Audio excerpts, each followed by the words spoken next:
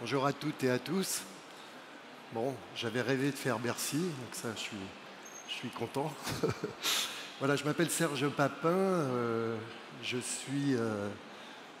fait toute ma carrière professionnelle dans le groupement de commerçants indépendants Coopérative U, et je me suis engagé dans la réconciliation. Je voudrais que vous reteniez ce mot, parce qu'il me paraît incarner la vérité.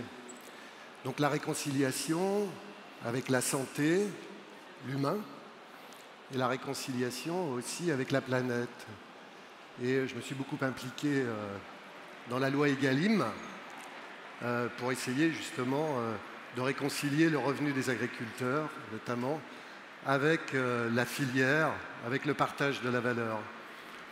Alors, peut-être pour démarrer mes propos, je voulais citer une phrase de Nietzsche à propos de la vérité qui dit, au fond, il n'y a pas de vérité. Il n'y a que des interprétations de vérité. Et vous savez, mes chers amis, le mot vérité, si vous l'allez chercher dans le grec ancien, il vient de aletheia. Le mot a, c'est le privatif, et le mot lété, alété, c'est le mot... j'ai un trou de mémoire, pardon. C'est enlever les illusions, voilà, et essayer d'apporter de la transparence. Et donc, on voit bien que la vérité, elle est souvent spécieuse, c'est-à-dire qu'on n'en a qu'un aspect. Alors, je vais prendre maintenant, pour revenir sur mon terrain de jeu, qui est l'alimentation, je voudrais parler avec vous de la vérité sur les produits et aussi la vérité sur les prix. Alors la vérité sur les produits, regardez ce qui s'est passé par exemple avec la loi Duplon. Donc Duplon, il dit, voilà, il faudrait produire plus de sucre. Pour produire plus de sucre, il faut réintroduire les néocorticoïdes. Si on ne le fait pas, d'autres produits en dehors de France qui ont l'autorisation de le faire vont nous livrer du sucre ou des produits, des noisettes, etc. Donc, pourquoi pas, c'est du bon sens.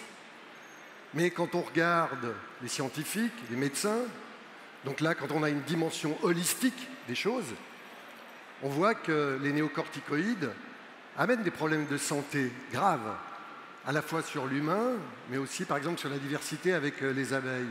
Donc, il faut arbitrer, il faut choisir son camp. À un moment, il me semble aussi que les responsabilités, quand on sait ça, c'est de réconcilier d'abord avec la santé. Donc ça me paraît quelque chose d'important. D'ailleurs, je n'ai pas vu dans les distributeurs actuels des gens s'exprimer de ce point de vue-là. J'aurais bien aimé.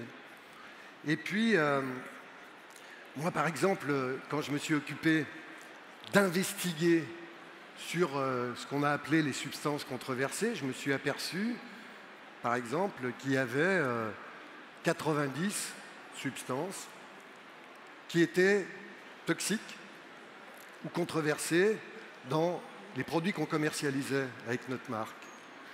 Si on prend par exemple le parabène, j'en prends qu'un. Le parabène, vous savez, quand il passe dans le placenta, si une future maman utilise une crème au parabène, eh bien, ça peut rendre stériles les petits garçons. Donc, quand on sait ça, quand on a cette vérité, il faut prendre les responsabilités et, je crois, s'engager, et ça a été tout le sens de mon action, pour retrouver de la transparence vis-à-vis des produits. Et maintenant, la vérité sur les prix. Mes chers amis, parce qu'il ne faut pas confondre le prix prédateur et le prix responsable. Or, aujourd'hui, on est dans cette espèce d'ambivalence. Vous savez, les distributeurs, ils se font la guerre des prix. Donc, ils se font la guerre des prix sur les produits les plus connus, souvent ultra transformés, qui sont issus du marketing et de la communication. Ils prennent peu de marge là-dessus.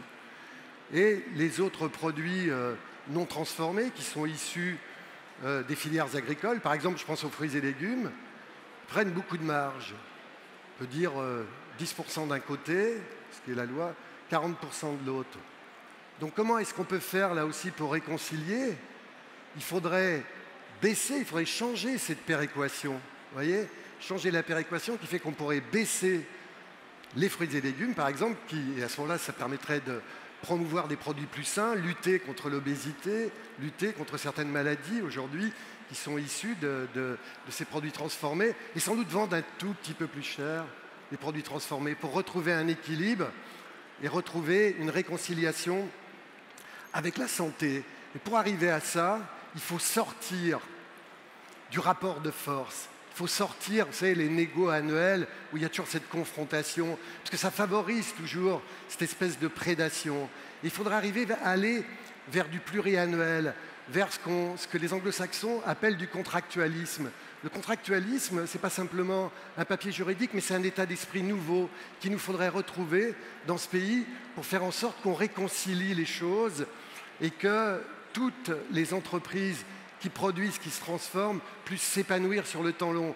Et puis, si vous voulez, si on veut respecter la transition écologique et qu'il y ait, par exemple, moins de plastique dans les emballages, la vérité, c'est qu'il faut une négociation qui donne du temps. Parce qu'autrement, comment, par exemple, ceux qui produisent des yaourts et qui mettent du plastique beaucoup en marché, s'il fallait mettre, par exemple, des pots de yaourt en carton, il faut changer toutes les chaînes.